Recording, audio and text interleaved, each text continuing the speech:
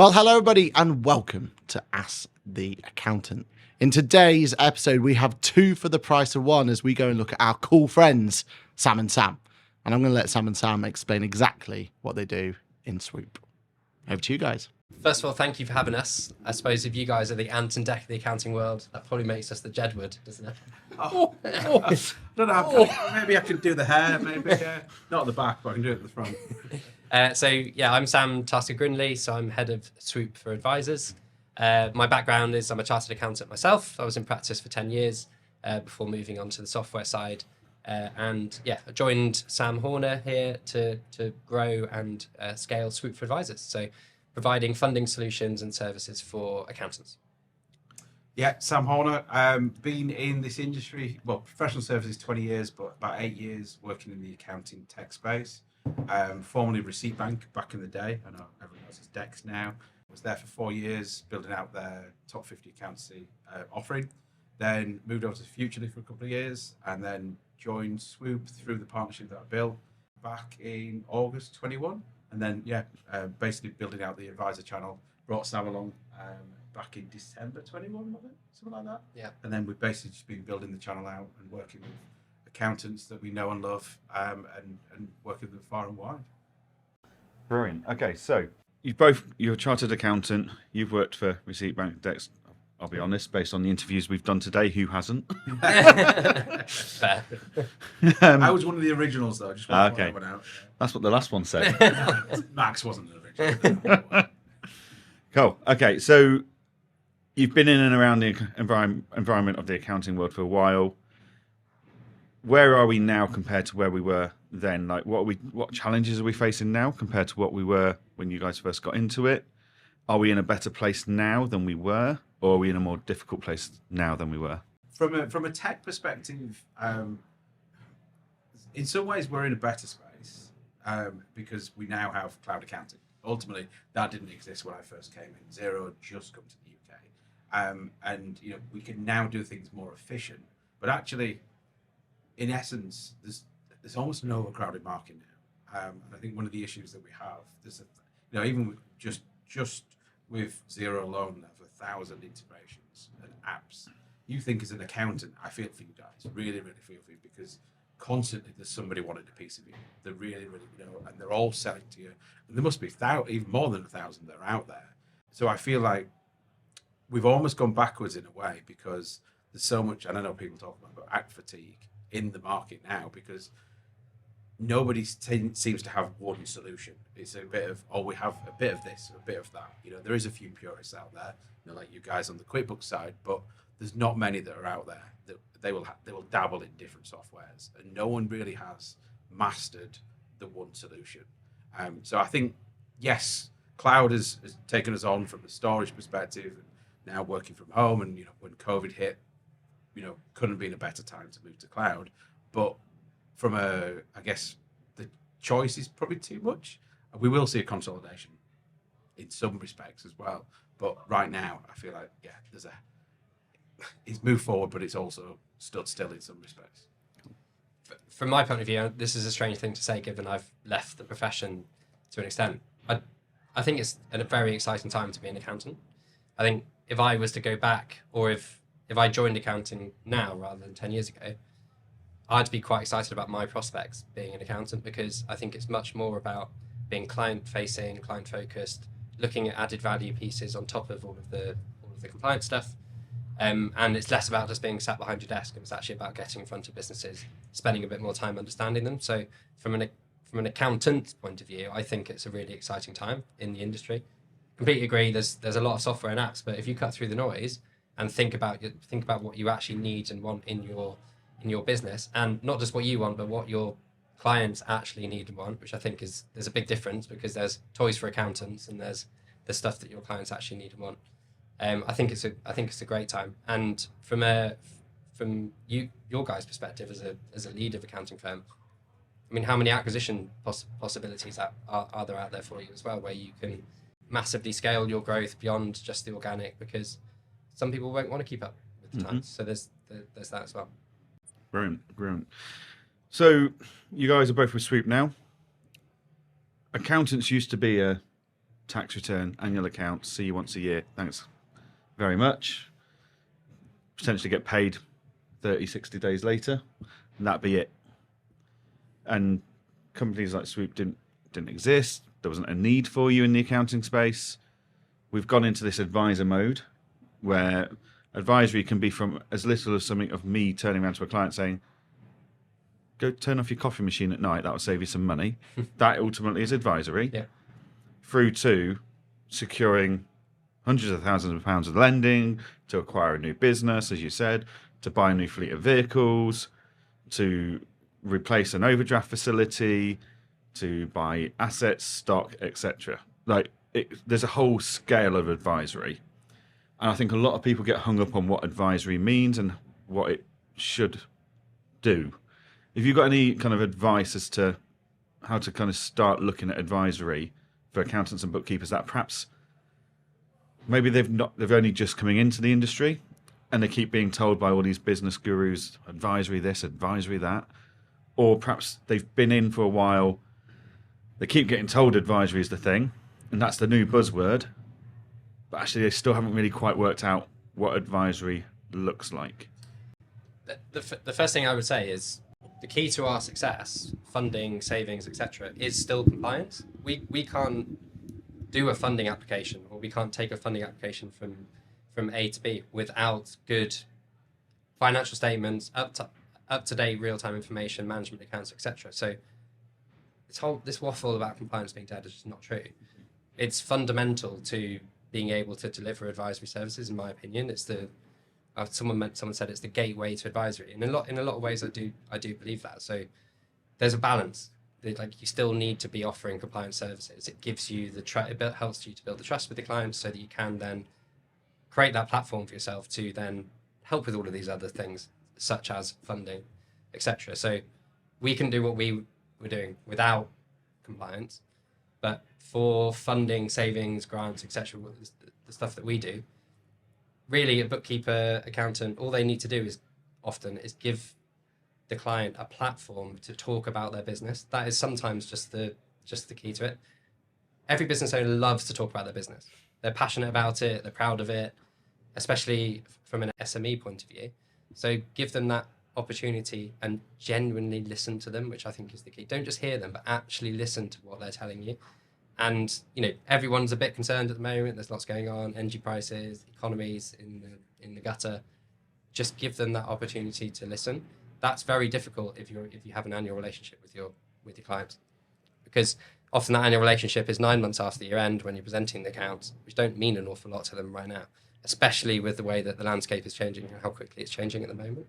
So it's to give yourself that platform to speak to clients and then generally listen to them is my biggest piece of advice. I also think as well, most firms don't realise they're giving advice. Like you just said there, Johann, is talking about turning your coffee machine on.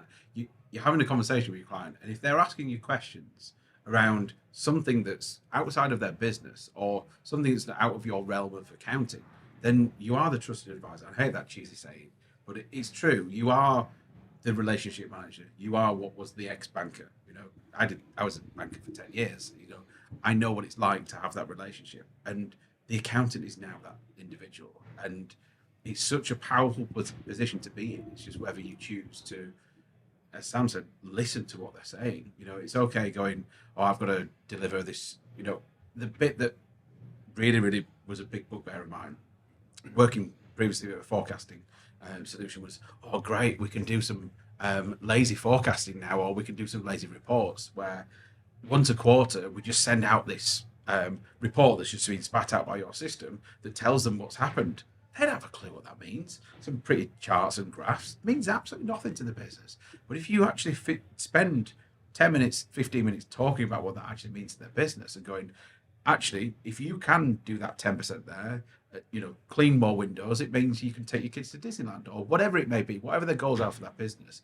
It's so easy to do, but we shy away from doing it. And that's the bit of most firms that shy away from it. It's like, have the confidence to have that conversation. And you don't, if you know what their goal is, then you can help them achieve it. And it's a much easier way of doing it if you have the conversation or listen.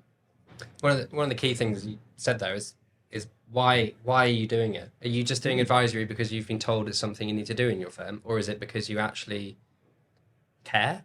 And I know everyone cares about their clients, but if you're just trying to launch or scale advisory services because some thought leader in the profession says that you should be doing it, you've missed the point already. In my opinion, you need to actually get to the crux of how can you support and add value to the business. And like you said, lots of accountants probably are giving advice, and they may not be being paid for it, but ultimately it's creating sticky relationships. You probably are upselling some other services, but it's just about genuinely caring and not just doing it because you've been told to do it. It's an enjoyment factor as well, isn't it? Like, let's be completely honest. We as accountants, you probably remember from your profession, and we didn't become an accountant because we enjoy filing tax returns and all that sort of stuff. We did it because we care, and that's ultimately what it's down to, isn't it? So with kind of that shift now, and we as accountants, we're being told and we're being asked to do more business advisory. Do you think tech is, because you're saying there about there's so much tech out there now and there's so much and we're being swamped to it, do you think ultimately that's helping us, or do you think that's actually holding us back, where we should go to the basics like you were saying there, and that empathy? What do you think, there's a balance to it, or a middle ground, or what was your opinion? Yeah, go on. I was just going to say, it's very easy to hide behind tech and use that to drive conversation.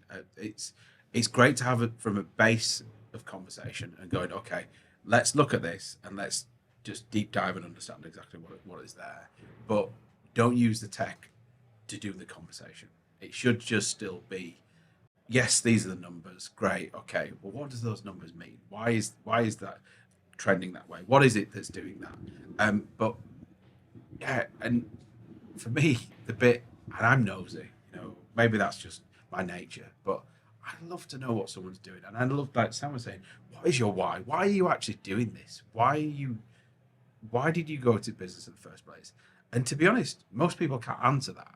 But to actually ask them, I even had it with an accounting firm. I was like, so what's your exit strategy? She went, never thought of that. I was like, so you don't know where you want to go and what happens? I said, well, how do you speak to your clients? Well, I talk to them about exit all the time. Oh, of course I do. So what about you as an individual? And it's amazing how many people don't think about what happens that day. When do I want to sit on a beach in Mauritius, which clearly Johann does, as often as possible. Or what is it that I want to do? Do I want to leave a legacy? Do I want to? No one really asks those questions. And as Sam said, once you get to understand that, you go, right, how do we get you there? How do we work through that? And yes, there might be some tech that's in there, but I think one of the things I see in the industry as well, the client doesn't care whether it's QuickBooks Zero, if it's Free Agent, if it's Dext, if it's Futurely. They don't care what the product's called, as long as they just need to know, does that work for me, and does that help me get to where I need to be? And I think that's the bit that we get too hung up on in the industry, of going, oh, we've got this shiny thing and this is what it's called. It's like, no, it just, as long as it enables me to get to where I need to be, then I'm happy. And yeah, I think there's a big shift that needs to change within that. Yeah, to just remind everyone of your question about tech, is tech, because it was a long answer. Yeah, I went off. Is tech helping Fine, the industry? that's what we're here for. Is tech sort of helping the industry? Depends on the tech, I think. There's some amazing tech out there, some of the ones you mentioned, that save time for the accountant. Great, but what are you doing with that extra time? Is that, and I've asked a few accounting firms this question, what would you do if you had more time in your business? 9 times out of 10, the answer is I would go out and try and win more clients. Now, for me, the answer really should be I will do more with my existing clients. So what are we using tech for? Is it just to put more into the top of the funnel, or is it actually to grow those relationships within? I think there's a really key distinguishing factor there. What are you using tech for? Is it just to churn out more clients and have more relationships, or is it to make those ones you've already got better? Because it's getting more competitive in this space. If you don't provide all these extra services, potentially someone else might.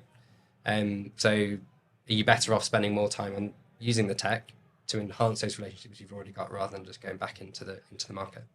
Yeah, no, I couldn't agree more. And I think that is a problem. Is so many people look at it and go, "Oh, I'm going to save this much time. I can go out and get new clients." That's a hard, expensive route to take. Do you want to go and waste time trying to get new clients, or do you want to spend half of that time you're getting back going and improving the relationship with your current clients so they stay with you longer and potentially increase the value of their relationship with you. Whether that's going and speaking to them an extra once or twice a year and then securing them lending where there's a referral fee for them, that increases the bank balance and the value of that client, and it improves that relationship and makes them stickier, as you guys have said. Yeah, it's such a weird one. We all do it. We go, we want more. But what it actually creates more problems. And you've probably got someone shouting out for more services that that you can provide them that you don't even realise. And I think it is just taking a step back. I've seen some firms do it that have gone, I've scaled and I've got all these staff now, and then actually speak to them again and they go, I've got rid of all my staff and I've now only got 30 clients. I've got 30 amazing clients, and I am pretty much in their business, and I'm working closely with them, and they trust me with their life, and I'm part of the furniture. And they're embedded in that business, and actually they're a hell of a lot more profitable doing it that way and happy at the same time. Just this numbers thing that I don't really understand. Yeah, it's much easier to sell more to existing clients than go out and win new ones. So, let's have. And by the way, software and apps are guilty of this as well. It's always pretty much every app out there. I mean, some people might come and question this, but pretty much everyone has a too sales focus and not enough success focused. If you focus more on success and growing partnerships that really matter, that are successful, you run around with a ton of advocates for yourself, which end up doing the selling for you. You don't need all of these cold calling, sending cupcakes and all this sort of stuff. At the end of the day, that doesn't really matter. Whether you've made someone successful with your product is the thing that actually makes things last, in my opinion. Okay.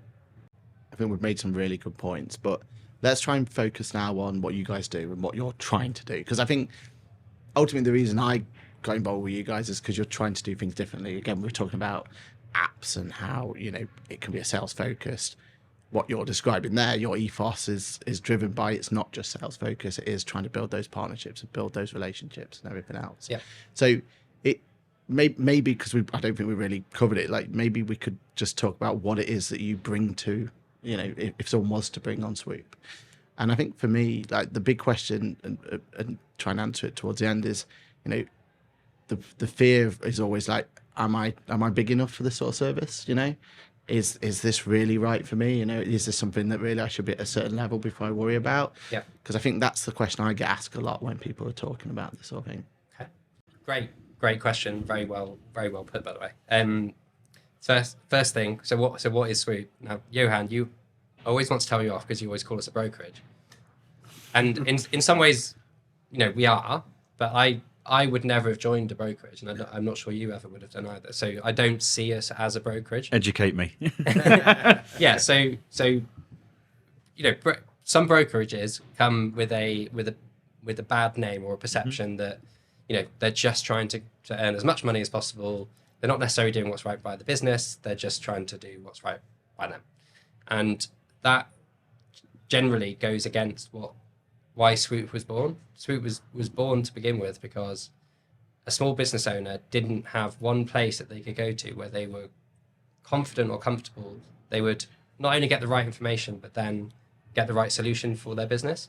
We think it's really important that solution isn't just debt. So that's why we do all of these other bells and whistles. That's why we do grants, we offer equity investment, EIS, as you mentioned, SEIS, EIS. We do energy savings. We look at savings that we can bring into a business. So it's trying to bring an holistic approach to a business rather than just chucking debt down someone's throat. Debt might be the answer, but if there's a grant available or there's some savings we can make in the business, isn't that business then all the better for then going for some debt? So so perception, we're not. Yes, we are a brokerage to an extent. My perception of your industry, as it were, whether we call it a brokerage or not, moot point, but my perception has probably actually been damaged by your competitors, who are at times extremely aggressive in their constant sales tactics towards the accountants and bookkeepers.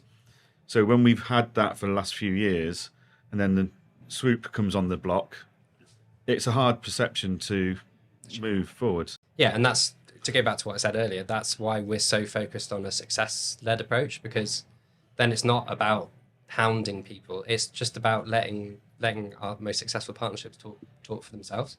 You can say something. No, I was just going to say, I guess where we differ from competitors as well is we were SME first, whereas a lot of our competitors were accounting first, Yeah. and maybe been in the industry for some time. And it's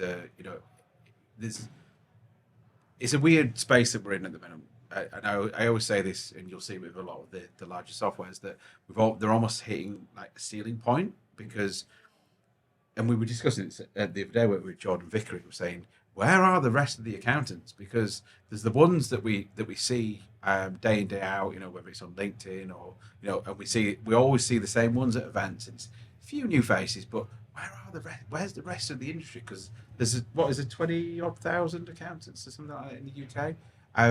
And I feel like there's almost this pool that has been worked by the industry, and it's running out, it's running dry from that respect. And I suppose, where we've come from an SME background, we've got 100,000 SMEs on the platform, and Sam and I are now building this from the ground up, and we've learned from working in different softwares what does work, what doesn't work, and the business wasn't built just for accountants. So we are a channel within Swoop, whereas most of our competitors are built for accountants and then perhaps pivoting thereafter. So it's not, I wouldn't say a privileged position, but it's more we can work with the right partners. And again, I think that word that you used earlier, it's the partnership. It's not just about, okay, let's bring on another logo and just bring another firm on. It's about how do we build this as a partnership? And everyone's unique in their own way. Every business, every accounting firm works differently, and it's about understanding what's important to you, and then to ensure that you can then deliver the right message to your clients. To go back to your question, like who is our offering for? I think that was part of your question. We made a very clear decision when we first started that actually we didn't want this to be just for a certain type of accounting firm.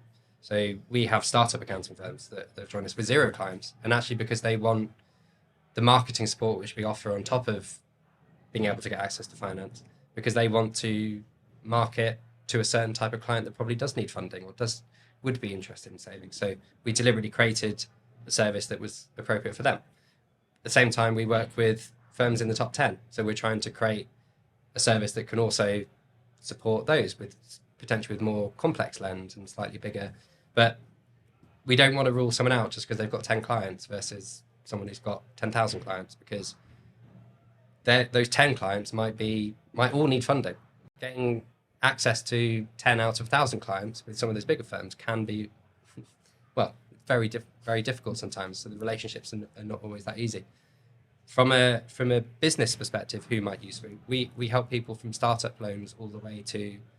We actually had a £2 billion company come directly through our website looking for funding, literally last week. So you'd have thought a £2 billion company would have more than enough places to go to look for funding. But I think that's the point. They don't out there because the information is just too fragmented. There's not that one source of truth somewhere. And that's what we're really trying to get. The point is through Swoop for Advisors, but also Swoop for our direct channel, is a one source of truth somewhere where a business owner can be sure that they're going to get looked after and get all the information they need. Brilliant. If we just go back there, you mentioned your marketing support.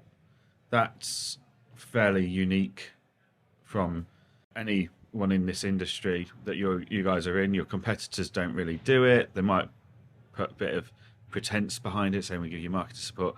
It's a logo, or it's a pre-printed PDF that you can print off or something, or it's an hour-long video course or something on their website. Just talk us through what that marketing support is that you're offering to the accountants and bookkeepers out there. Yeah, I think part of this was born out of the fact that I know this is not number one thing on your priority list. It's another thing that is competing for your attention or that you're trying to offer for your clients.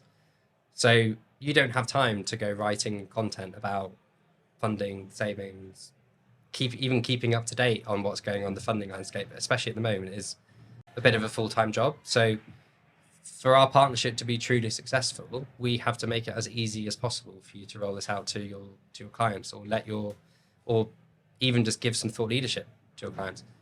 We've created a little bit of a marketing hub where you guys can go in and just take all of this content. Whether you reference Swoop in it, I actually don't care. Like, if you just want to take it and slap your logo on it, that's your prerogative, to be honest, because ultimately it's going to benefit us because you're probably going to come to us with a funding solution. But if I've saved you time and I'm getting you talking about funding, savings and everything else, isn't it just win-win for everyone else? So it's a no-brainer of a support offering for us to give, and it's hugely valuable because ultimately our target audience is the same as your target audience. So why wouldn't we share that knowledge, thought leadership and everything else with you? That's brilliant. I mean, ultimately you're investing in goodwill. Yeah. In the hope that the dividends will pay back in the future at some point. Yeah, 100%. And you know what? Again, whether it's being an accountant or working in the industry, we know it's a long-term play. You know, it's not something doesn't happen overnight. And also, we've got to recognise as well, you are trusting us with your clients, and it's taken you years and years and years to build the trust with your client. We have to be an extension of your business, and we have to deliver to your standards to ensure that they're getting the same service, because they won't blame Swoop. They'll blame Bofix, or they're gonna come back to you guys, and they're gonna give you guys the grief about it. So we have to deliver, and our business understands that anyway, dealing with SMEs direct, but especially for working with our accountants, that you have to give it's the white glove treatment. It's very much about supporting you and your clients to ensure we all deliver to your standards. So it's very much, isn't it?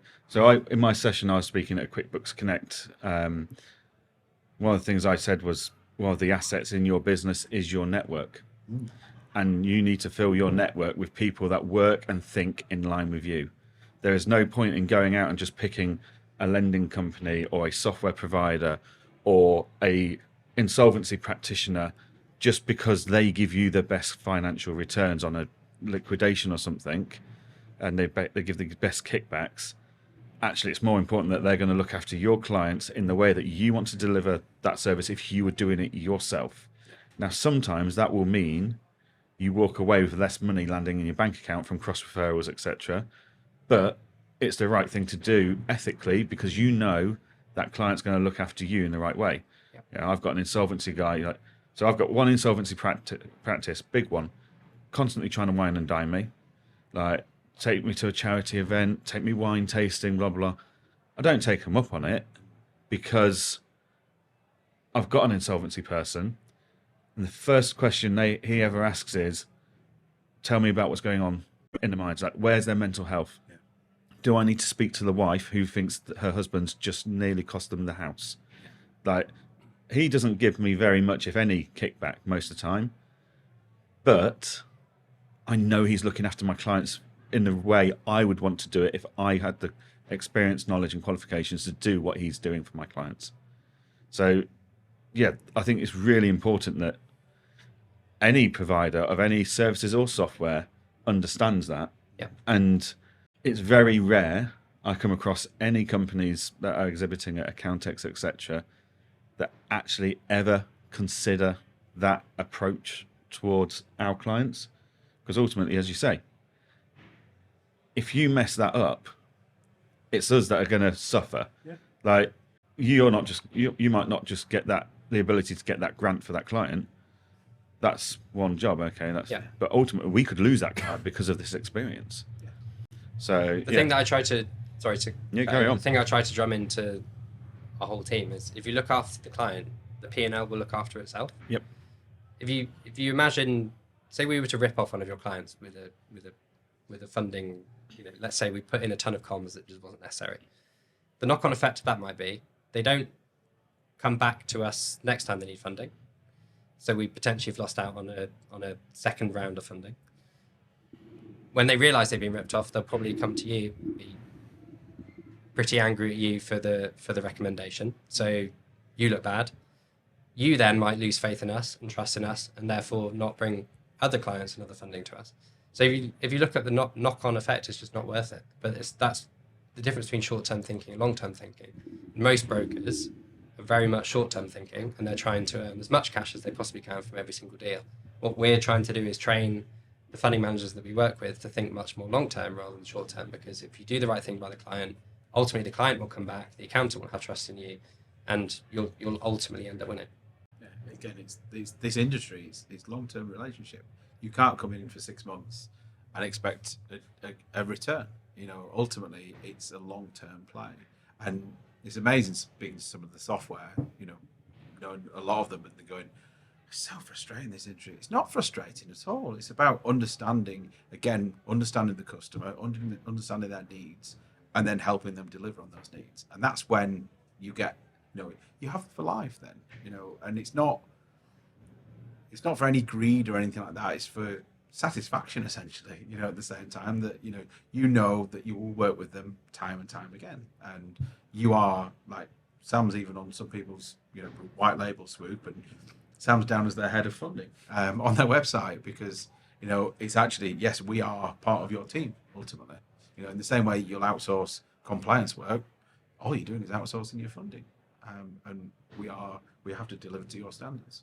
Yeah, it's interesting, isn't it? And I think from my point of view, though, if they try and look at showcasing why Swoop is so, powerful at what it does, if we think about the tech side of things and we look at how you kind of develop this platform, I think that's quite unique, or at least I've never seen it in the ones I've been showcased before. Talk us a little bit of how that's actually helping and looking, because it is analytic driven, I assume, or something like that, because you're offering now so much within your suite. There's not just funding, there's the energy saving, there's everything else that goes with it. But what's the kind of brainchild behind the tech driving that and trying to find those solutions, everything else? And how is it easy? Is it set up? Is it a timely exercise, or what's it like? Depends which bit you're looking at. I mean, the grant stuff. So we have a grant, for those that don't know, we have a grant finding tool. If you've ever tried to look for a grant for yourself or for your clients, it's an absolute pig of a landscape to navigate yourself. They're constantly changing. You literally need a full-time resource to keep on top of it. Fortunately, we have a full-time resource to keep on top of it. But it is, behind the scenes, it's a very manual process trying to keep, because, okay, we might have the tech, but doesn't mean that all the councils, local LEPs, everything else has the tech that we can plug into. So it's a manual exercise to keep on top of the grant landscape. And then what you see in Swoop is obviously the serene duck on the top of the water rather than the legs underneath. What we're basically trying to do with the tech, and we're not there yet, our tech isn't perfect, but we're still at a fairly early stage with it, and it's still something that we're working really hard on. But it's supposed to just make it as seamless as possible for a client or an accountant to see all of the possible options that are there for the business. That's just what we want. We just want it to be one place for them to go to have an understanding of the art of possible. But however much we develop the tech, in my opinion, I keep saying in my opinion, but in my opinion, the human element is always going to be really important. And especially at the moment, there's so much emotion around funding because so much has changed over the last 6 months. The base rate's gone from 0.25 to 4%. All of the government support has pretty much left us. So for those people where their first foray into debt was a bounce back loan, for example, they think that the cost of debt is 2.5% with no personal guarantee. It's probably never going to be there again from a debt perspective. So they're now going back into the world of debt, and they're now starting at 8 or 9%, and they're probably looking at 12 to 15%, depending on the profitability and affordability in the business. It's going to be a huge shock for them. If it's just a computer that tells them that, or a piece of tech that tells them that, that's for me. That's never going to sit right. There's always needs to be that human element behind the tech. Shoving someone down a tech journey is what is the problem with high street banks right now. Relationship managers have disappeared on the whole, other than for a certain amount. So you'll go down as a business, you'll go down a computer says yes or no journey. If the computer says no, you don't actually know why you've been declined a lot of the time. So you go away just thinking you're a rubbish business. Oh, they're not going to lend to me. Again, I think it's really important that if it is a no, maybe it's a not right now because of X, Y, Z, and you give something that the business can take away and go back with that's constructive rather than just being, sorry, your business isn't good enough for us to lend to. So however much we develop the tech, I'm always going to be passionate about the human element of it. I think the one thing that Sam covered there, and there's one thing that we both agreed when we first set this up, was if we give you a no, it's the best no you'll ever hear, because you need to understand why. And yeah, walking away from your bank and going, I don't have a clue why I've just been declined for that. I thought I had a great business.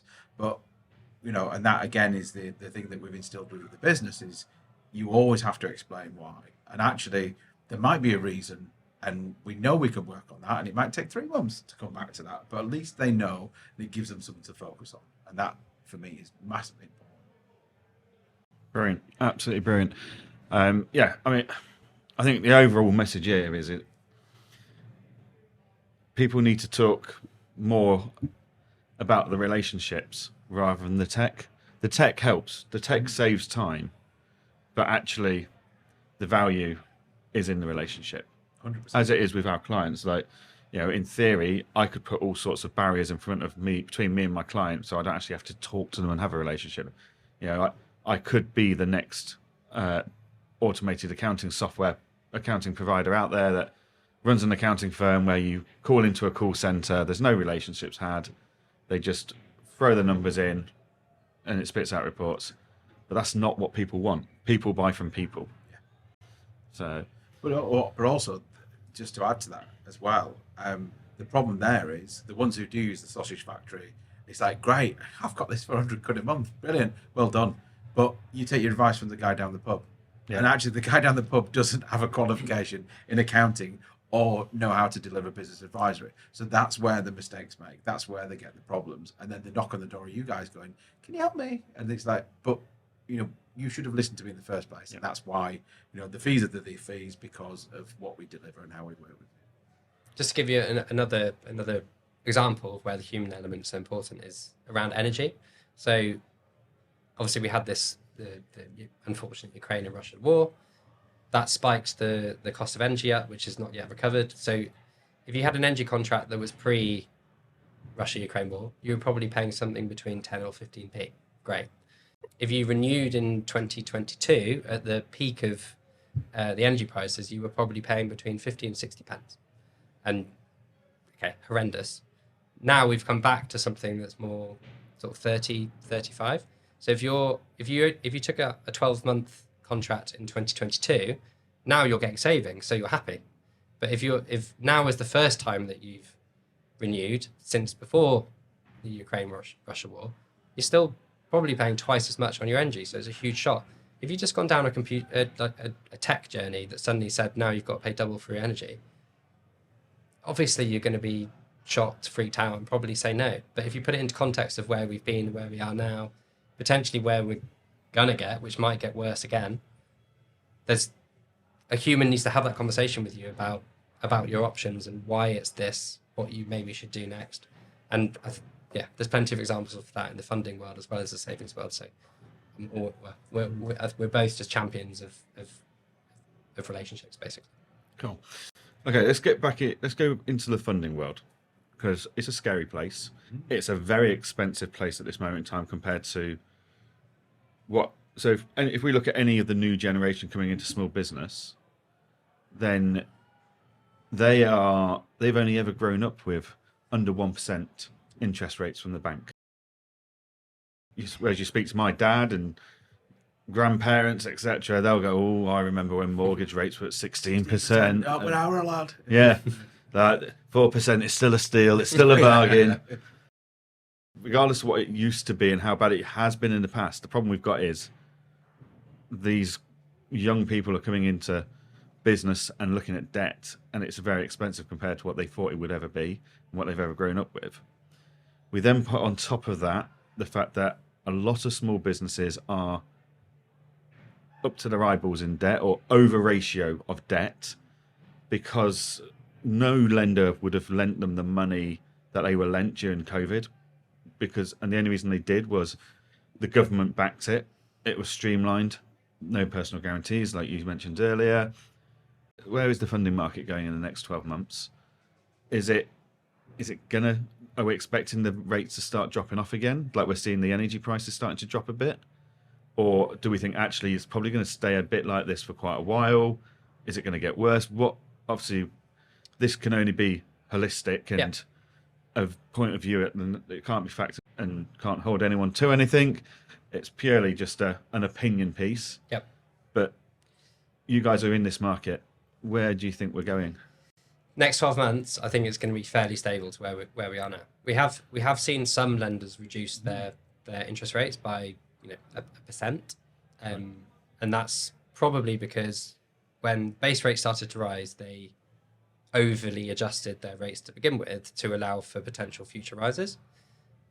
The future rises, those rises came probably a little bit less than they maybe imagined. So now they've started to come down that little bit. Overall, though, I think we're going to be about where we are now for at least the next 12 months, probably. But that's really helpful for any of our listeners Depends to when know this goes that. out. I just want to point out. It depends how this actually gets posted out. Yeah, This will be going out in the next week or two. So this is an opinion on the industry at that point in time.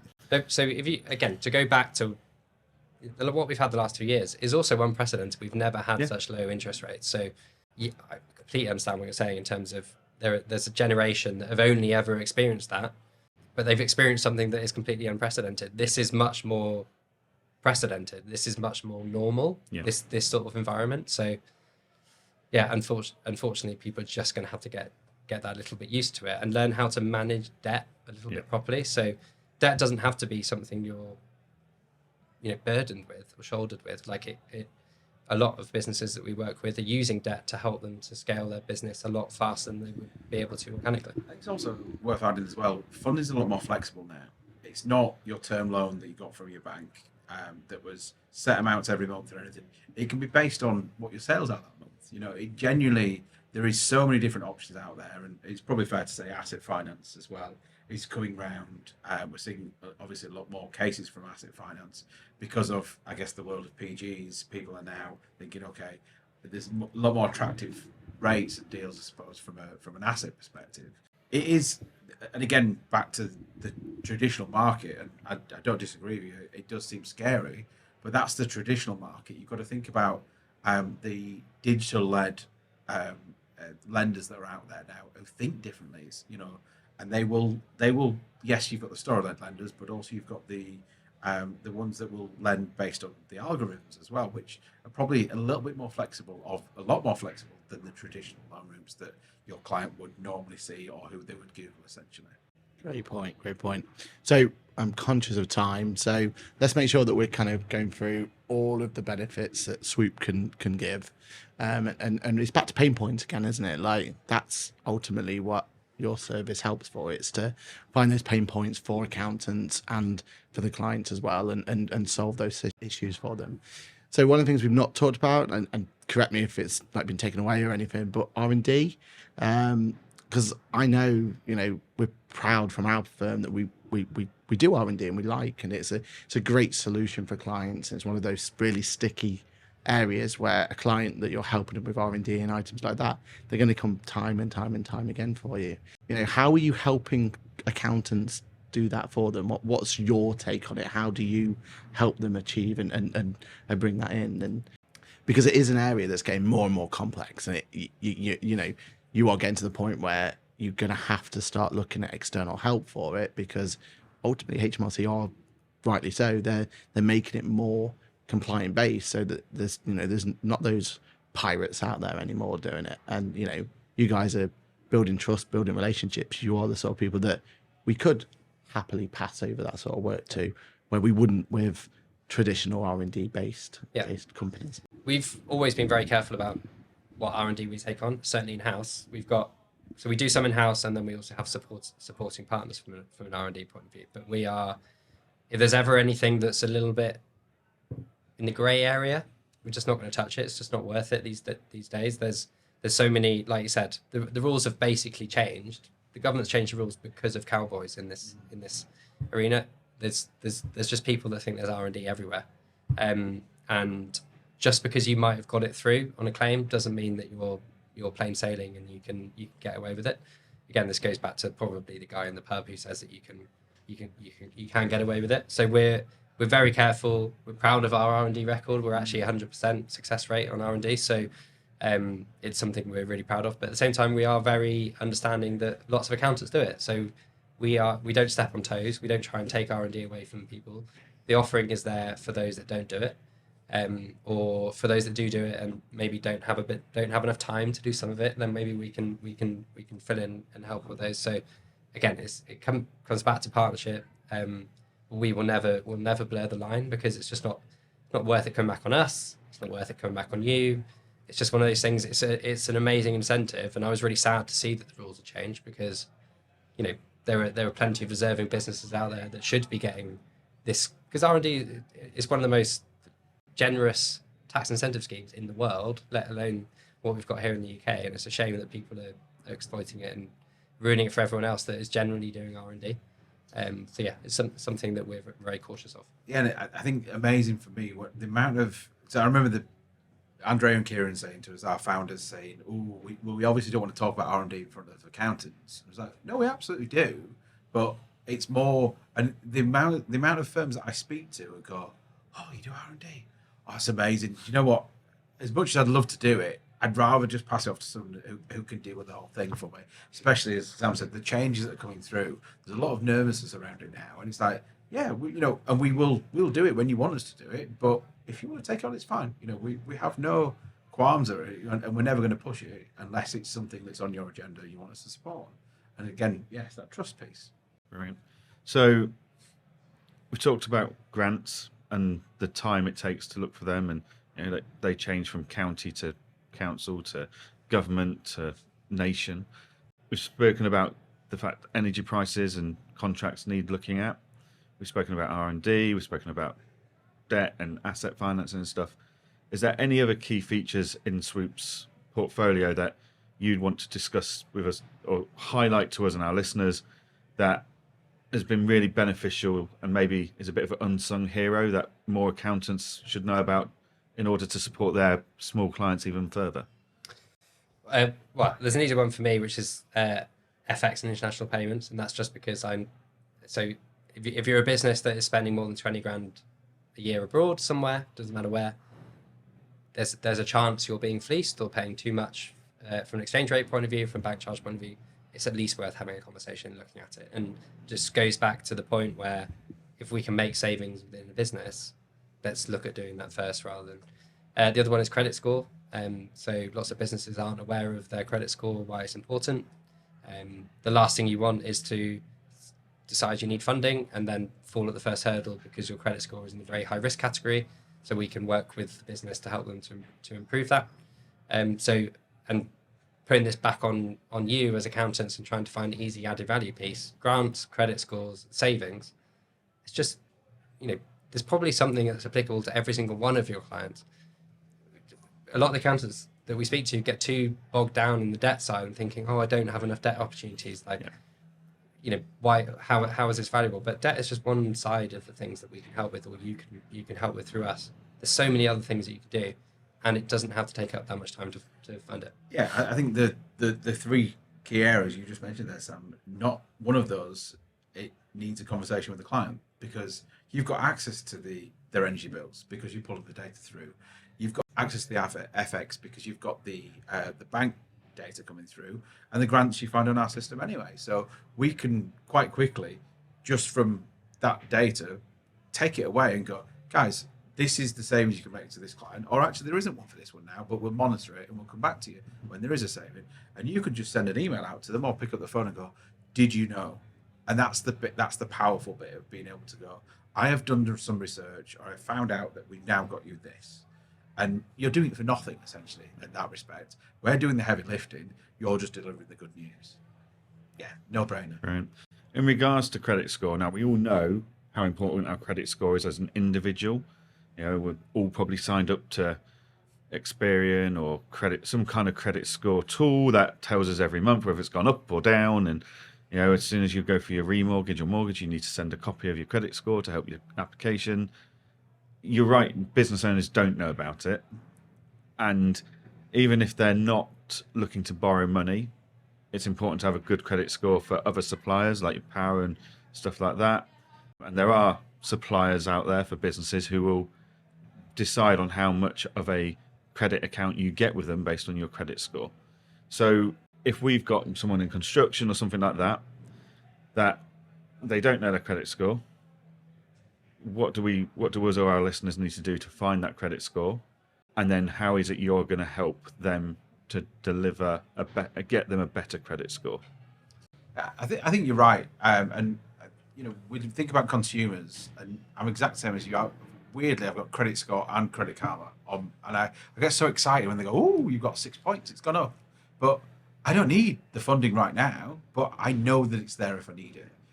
I'm going to throw some stats at you. They always say 72% of stats are made up on the spot. See what I did there? But there's something like 10% of small businesses that know their own credit, what their credit score is, but they will know 90% know what their personal credit score. And I think for us, it's really, really important to get that out at the start of the relationship. It's also, I think, important to manage expectations because, again, back to the bounce back loans of 2.5%, they're going, well, I want a loan at 2.5% because that's what that was. Well, that's funny because your credit score is currently sitting at 42%, 42 out of 100. You're probably not going to get funding based on that. Oh, why is it that? Okay, let's explore. Let's understand why is that credit score so low? How do we improve that? And we have a service that we can work on to help improve it. And I think it's again about that education piece. It's like, let's see where you are now, where you want to go. But there's never a time that it has to be delivered. It's more about actually, let's tell you about it now. To your point earlier, you're not looking for funding now, but you might be in the future. So let's get you in the best possible health for when you do need that funding. And yeah, it should be something that's talked about far and wide with every business. They should understand where they are. EBITDA is a great thing, but actually, what is your credit score? Yeah, to your point, you might not know what your credit score is, but your supplier probably does. Mm-hmm. They're looking. So shouldn't you be aware of that and looking how to improve? It can affect what energy tariff you're getting. A lot of the suppliers at the moment, super risk averse. They're actually taking security deposits up front from a business before, on top of their new tariff. We've seen as bad as 25% of the annual cost of energy required up front. That stuff's happening when you've got a very high risk or high risk credit score. So there's just numerous reasons why it's worthwhile keeping on top of it. Within Swoop, as a direct to business, it's really easy to do. You just integrate your bank and then can keep on top of it. It's coming in the advisor portal where you can really quickly, easily do it and monitor it yourself. At the moment, the alternative is just to give us that business name and we can go and get that credit score for you with a detailed credit report. Yeah, and it seems like everyone should be doing it, shouldn't it? So definitely should take the chance to it. Sam, this has been absolutely brilliant. I think we've learned more than ever before, and we have cool friends, haven't we? It's been really insightful. So thank you very much, and I hope as well. I hope the best thing we got out of this is that these two go away and do their own podcast going forward. I think. What do you say? There's swoop to the nation. I don't know. You have to figure the name out yourself. Jedwood, Swoopwood.